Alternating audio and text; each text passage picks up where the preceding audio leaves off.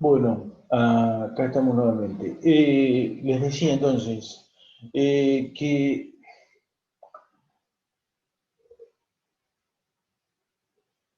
José Barcia, ¿no? En un libro que tiene, se llama Fray Mocho Desconocido, eh, comenta la cuestión de que hay un episodio, ¿no? Que hay que tener mucha puntería para que suena, bueno, porque yo sitio nada más necesito a Barcia, ¿no? Para que fuera el presidente de la Academia de Letras de la Argentina y que es acá el hombre. Él comenta que en una oportunidad, bueno, va Fray Mocho y él escribía para los periódicos, había infinidad de periódicos, nos dice, de toda la época de la inmigración, ¿no? Entonces había muchos periódicos italianos, españoles, alemanes, franceses, como ya no lo vimos, ¿no? Y lo que ocurre es que este buen muchacho, bueno, en una de sus notas, escribe una crónica de un accidente marítimo en donde navegaba el capitán Tato Díaz en su barco, Luquita Juniors, y de pronto se chocó una roca y se hundió en el medio de qué océano, ¿no? Y entonces, bueno, se mandó toda una crónica, una nítida, nítida, fantástica. Y entonces dice que en la semana próxima el tipo estaba entrando en la redacción a llevar su otro artículo, ¿no? Y hay una viejecita parada en la puerta que le dice, usted, Fray Mocho, sí, dice, mire, dice, quisiera más detalles, dice, que usted sabe, dice que el capitán, dice, tanto día, dice, era el hijo. Y usted, dice, me ha traído la noticia, dice que han fallecido. Y el tipo no sabía qué disfrazarse, ¿no? Así que bueno, naturalmente que lo arregló con la misma soltura con que lo había escrito. O sea, no, el capitán César Díaz pudo esquivar esa roca y con una visión nítida y potente salvó a su tripulación, a su barco, pero estaba en muy buena salud. El coso, el capitán Tato Díaz. Estoy así, me parece que el gato de mi hija, el Tato, no, no es. Eh, no era mi gato, se escuchaba ruidos y bueno. Entonces, no importa. El tema es que Fray Mocho era una pluma muy interesante, pero muy captadora de atenciones, pero que evidentemente estaba un poco reñido con la realidad en más de una ocasión. Pero como director de este nuevo emprendimiento periodístico, bueno, un fenómeno, ¿no? Y aparte era un tipo, por ejemplo, usaba varios seudónimos, por ejemplo, Fabián Carrizo. Hay en una ocasión, ustedes saben que la Argentina tuvo un personaje muy prototípico, ¿no? Muy particular, que fue el atorrante. El atorrante era, ¿no es cierto?, que estaba reñido con el que pedía el que pedía limosna. ¿Por qué? Porque el atorrante era un personaje que vivió más o menos en 1880, 1930, luego desaparece, y vive en lo que aquella época era la época en la que se hacían las, por donde va el agua, ¿no es cierto? Las cañerías subterráneas, me sale, ¿no? Las, y no me va a salir, no voy a hacer fuerza porque no me va a salir. Bueno, que son como unos grandes caños, como los que han visto alguna serie de Hijitus, ¿no? Donde dormía la casita de Hijitus, bueno, así eran, ¿no? Y en estos caños, ¿no es cierto?, era donde vivían estos personajes que estaban al norte por donde hoy es la estación de Retiro, un poco más al norte, eh, que en aquel momento se llamaba Catalina Norte, alcantarillas, me salen, no son alcantarillas. Eh,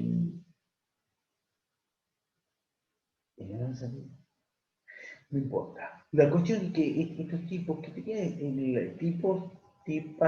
tipes, tenían la particularidad de que no eran gente que pedía limosna, al contrario, no tenía que ver con los lincheras, que los lincheras son personajes más rurales, los que peinamos canas y venimos de tierra adentro.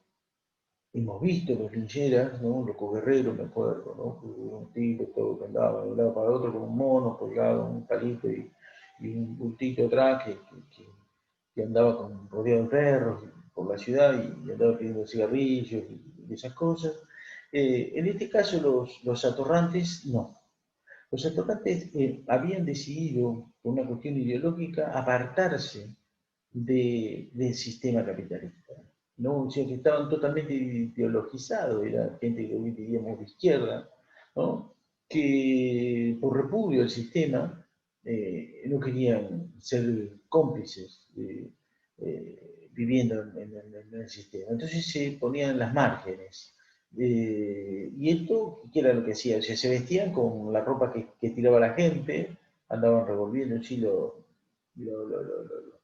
tachos de basura y esas cosas, que eso era lo que comían, pero digamos que todos tenían lecturas políticas, y leían, y bueno, entonces Mucho hizo con el seudónimo en este caso de Fabio Carrizo, apareció por el año 1900, hace todo un par de páginas, Los atorrantes porteños, y él lo ocupa a las Catalinas Norte, ¿no es cierto?, donde estaban, y va entrevistando. Y allá se encuentra con descendientes afro-argentinos, con tipos que viven seis meses ahí y 6 meses en la ciudad, que había mujeres que habían sido muy ricas y que habían optado por ir a tener ese tipo de vida, otros bueno, todo tipo de personajes, ¿no? En el cual él va entrevistando y va haciendo, bueno, también él habla a qué se debe el nombre de atorrantes. Los caños estos tenían que ver eh, con la inscripción que traían, que era A Torrent, A. Torrent, ¿no? Era la empresa que proveía estos grandes caños, y me sigue saliendo acequia, si no me sale no, las cloacas, ¿no? Esas caños, sí, cloacas, y esas cosas que van por bajo del asfalto, ¿no? Y bueno, entonces de ahí viene el nombre de atorrante, y porque si no había otras posibilidades, pero son personajes muy pintorescos que desaparecieron en la ciudad de Buenos Aires, que bueno, Buenos Aires contó con ellos. Entonces les decía que Fray Mucho y esta revista que viene a innovar, a hacer una empresa, ya no quiere decir que, por ejemplo, que la prensa o la Nación ya no, para esta altura del campeonato, si bien estaban ahí peleándose para hacer una empresa periodística, ¿no? Peleándola, digamos, concretamente en 1999, la prensa construye el edificio que hoy todos conocemos en la Avenida de Mayo, eh, pero el tema concreto es que surgieron ciertos periódicos o diarios de facción políticos, metidos en la política hasta las verijas, ¿no es cierto? Y que, bueno, fueron tomando su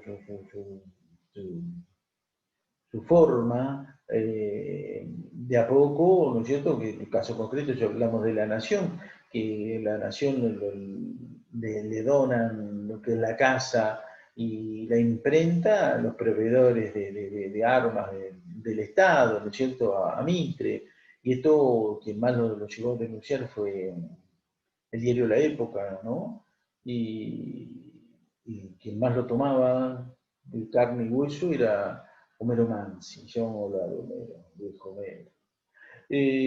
El tema es que la revista Caras y Caretas, el semanario, va a salir ya como empresa, o sea, de arranque dice: nosotros no tenemos nada que ver con ningún partido, queremos vender nuestro producto periodístico, tiene caricaturas, pero las caricaturas no eran tan políticas, tan picantes como la de Mosquito o Fray Mocho, sino eran más humorísticas. Por ahí sí, estaban matizadas con la política, sí, pero no tan, le pegaban un poco más, digamos que había, no se puede hablar de un antirroquismo, pero bueno, recuerda que Roca fue en su segunda presidencia del 98 al 4, ¿no? Del 4 al 6 a Quintana, pero bueno, está ahí, ¿no es cierto? Es una revista que sale en en esta segunda oportunidad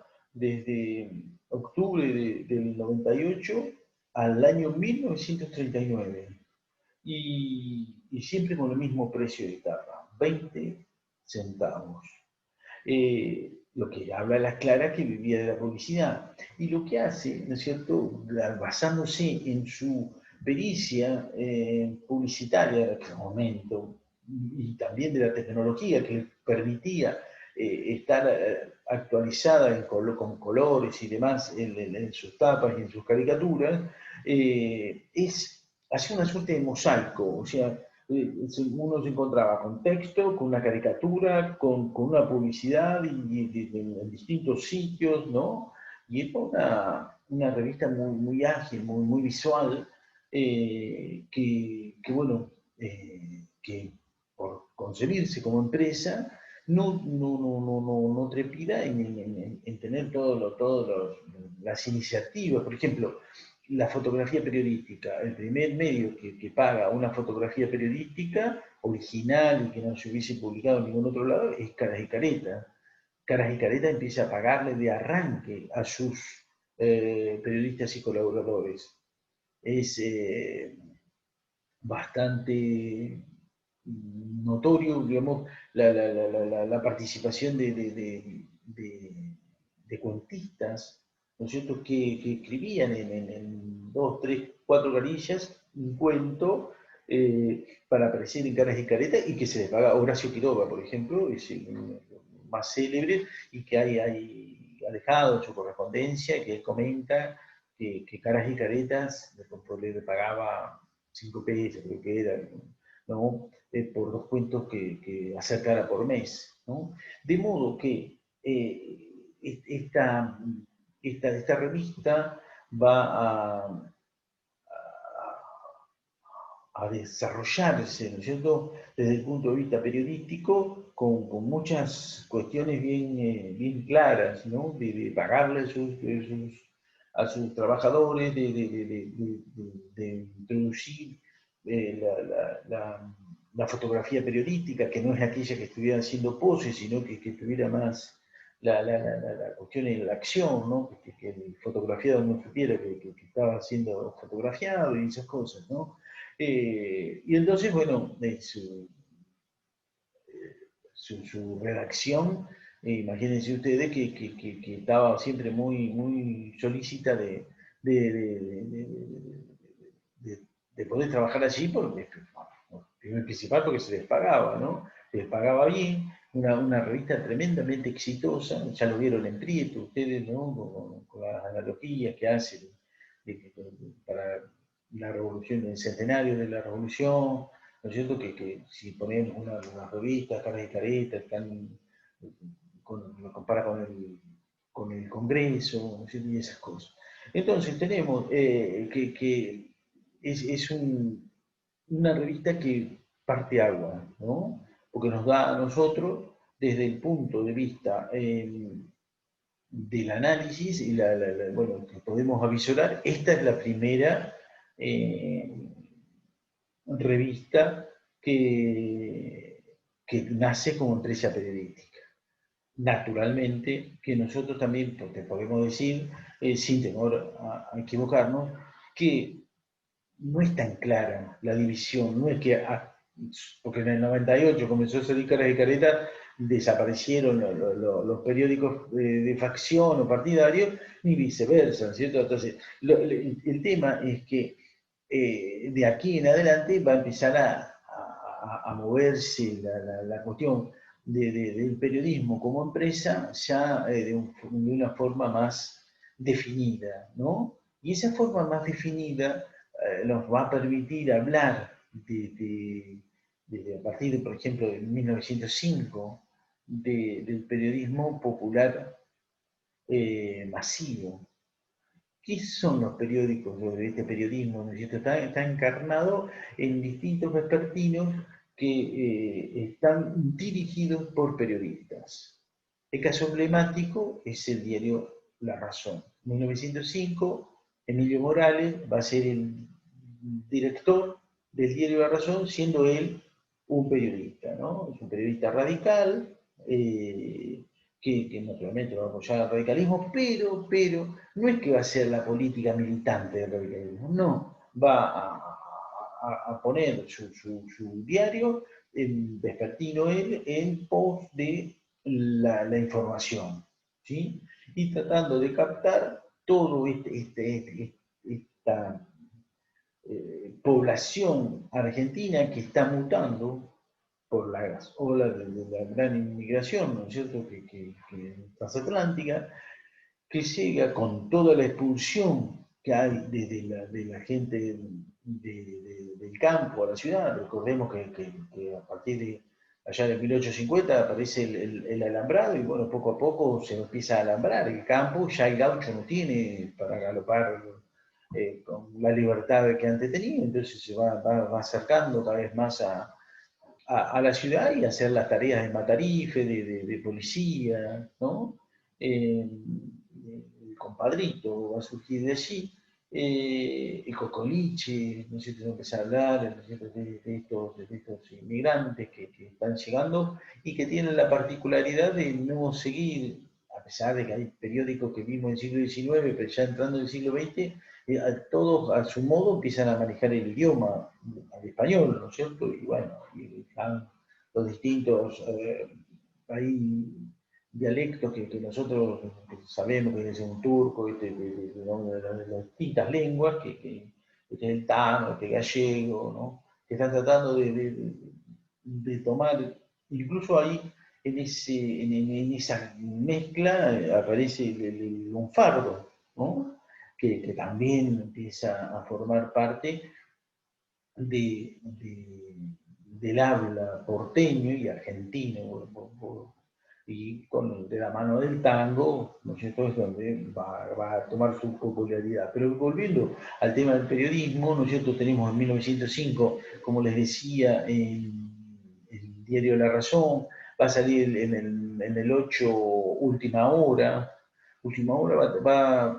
fíjense, que es el primer diario que va a establecer una escuela de periodistas, ¿no? Después en el 13, septiembre del 13, va a salir el mítico el diario Crítica de Natalia Botana. Eh, Estoy pensando en una película que toma, que pinta bastante, los cuadros de Sekei, me parece que yo no me acuerdo cómo se llama la película. Todo es como que hay un año, 1935, que no es tan así, pero sí todos los acontecimientos que va narrando son muy veraces, ¿no es cierto? La esposa de Natalia Botana es Salvadora Honrubia, que es una periodista, una anarquista, que ha escrito en la protesta y que, bueno, que tiene un hijo que quiere mucho a Natalia Botana, ¿no? Ustedes saben que esta anarquista, como buena anarquista, es un hijo como se llamaba antes, un hijo natural, ¿no? No sabe quién es el padre, ella sabría, no importa eso. Lo cierto es que Natalia Botana le tiene mucho cariño a este hijo que termina suicidándose de jovencito, ¿no? Y es una tragedia hacia el seno de la familia. Pero bueno, lo que importa es la cuestión periodística, y la cuestión periodística, ahí tenemos en el diario Crítica, por ejemplo, comienza siendo, sin ningún lugar a duda, un diario conservador, ¿no? Porque no se sabe bien de dónde salen los capitales, pero están del conservadurismo, y, pero muy antirradical, pero luego se va a volver, digamos, en el año 28, apoya el radicalismo, ¿no? Y 2 años después ya vamos a ver de qué modo está en contra del radicalismo. Así que bueno, vemos cómo el periodismo de este momento, ¿no es cierto?, tiene esa particularidad, ¿no es cierto?, que los diarios son comerciales, son masivos y son vespertinos, y que empiezan a abordar la cuestión política ya más como información, más que como jugar, ¿no?, hacia un sector o al otro, siempre sin perjuicio de que lo pudieran hacer, ¿no es cierto?, como el caso de Morales, que luego vende a los Cortejarena, el diario del 11, bueno, que tenía su corazoncito radical, ¿no? Pero lo cierto es que estos periódicos van a mostrar, ¿no es cierto?, todo va a tener una particularidad de toda esta, bueno, una población de mezcla, por ejemplo, Beatriz Arlo habla en uno de sus libros, ¿no es cierto?, de este momento, digamos, que en el cual las clases medias se empiezan a mezclar tanto que si bien todavía no es clase media, pero digamos, todas las clases populares que de la mano del criollaje y de la inmigración, que son populares, van a tomar a estos medios como para ir conociendo lo que es la ciudad, ¿no? Que toma tal vez su fisonomía más clara con las aguas fuertes de Roberto Art. Pero para ello, en el año, estamos hablando ya de 1828, surge el diario El Mundo. Y el diario El Mundo de Editorial Jaime es el primer tabloid argentino, no Clarín, es el diario El Mundo, en donde se va a destacar Art, que viene de la sección policial de crítica, ¿no?, donde estaba con Gustavo Germán González, GGG, que ahí es donde uno incluso decía, no te vayas, qué sé yo, y cuarto, y bueno, se va al diario El Mundo y hace capote, ¿no? Pero entonces tenemos un periodismo que le va a brindar a esa población a través del diario cómo usar, les enseña a poder desenvolverse dentro de la gran ciudad que comienza a ser, ¿no es cierto?, que es una ciudad que crece digamos, muy rápidamente hacia el centro a los barrios, ¿no? Hay un libro de Scobie que lo describe muy bien, y cómo en ese crecimiento va surgiendo ¿cierto?, desde el subterráneo al colectivo, ¿no?, el tren, el colectivo que tanto se dice que es un invento argentino, ¿no?, y demás, y cómo, bueno, precisamente el diario, surge el tabloide, pero antes había surgido en el diario Crítica, que enseñaba, el diario Crítica dice, no se haga problema, lector, dice, usted podrá leer en los medios de transporte, y le enseñaba cómo debía doblar el diario en 4, y estaba pensado desde su impresión, ¿no es cierto?, al diario para poder ser leído en los medios de transporte, ¿no?, o sea, una periferia que le quedaba a las personas, ¿no es cierto?, muy lejos del centro, que era el lugar donde, como hoy, se viene a trabajar. Entonces, bueno, de ese modo los diarios estaban allí enseñándoles, ¿no es cierto?, cómo había que desenvolverse en la ciudad, bueno, cuáles eran los sitios de divertimento, o sea, se empieza a aparecer ya con mucha nitidez de los deportes, del fútbol, el boxeo, y entonces, bueno, en esa interacción que hay entre el medio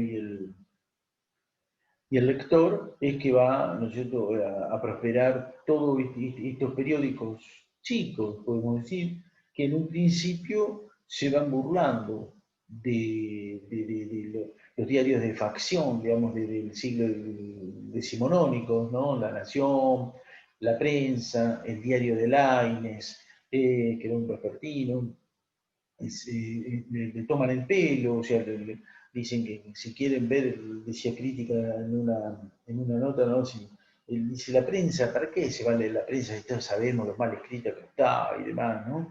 Pero bueno, poco a poco, cuando ellos, los diarios de estos chicos, empiezan a ser ya diarios vespertinos consolidados, como es el caso de La Razón y de Crítica, ya se va perdiendo, ya es como que se va homogeneizando la cuestión, ¿no? Y cada sector, digamos, tiene su diario. Si bien las clases altas no necesitaban de un diario para identificar, o sea, si bien se identificaban, pero para conocerse, ellos iban a los sitios de encuentro, ¿no? Al Jockey Club, al Club de Progreso, a determinados sitios y se conocían, se reconocían allí en esos lugares. No pasaba lo mismo por una cuestión de cantidad y demás con las clases populares, ¿no? Que se pueden empezar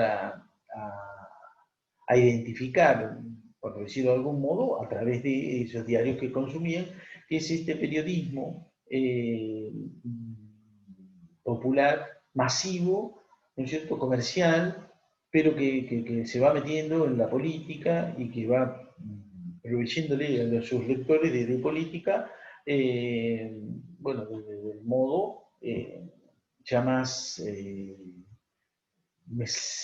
uno le sale la palabra, no es objetivo, pero digamos sí de un informativo, ¿no es cierto? Para que esos consumidores, esos lectores, estuvieran al tanto de lo que ocurría, quiénes eran los políticos y demás, ¿no? El tema es que los medios están transformándose, se va reconfigurando todo lo que es el tema comunicacional desde el punto de vista del periodismo en la República Argentina, y también como habíamos visto, que lo vimos ya hace 15 días atrás, cómo se había conformado, recordarán ustedes, ya en febrero de 1891, el Círculo de Cronistas, que rápidamente se va a transformar en el año 96 en el Círculo de la Prensa, que es una entidad mutual que trata de congregar a través del mutualismo a los periodistas, ¿no es cierto?, para cuando, bueno, tuvieran enfermedades o falleciera uno, esa ayuda mutua que había, pero en el cual también intervenían y de modo muy manifiesto los directores, los dueños de las empresas periodísticas, ¿no? Pero vamos a tener que esto es una